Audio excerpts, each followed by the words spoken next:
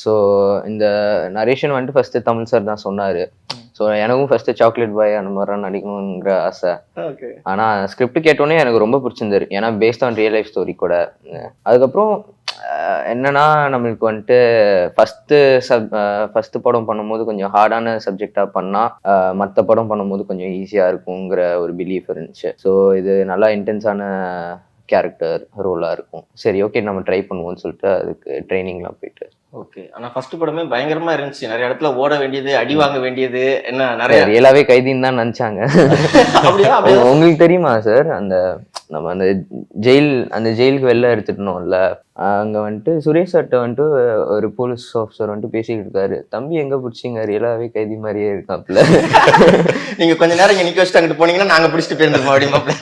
பிடிச்சிட்டு போகாம இருக்கிறது சந்தோஷம்.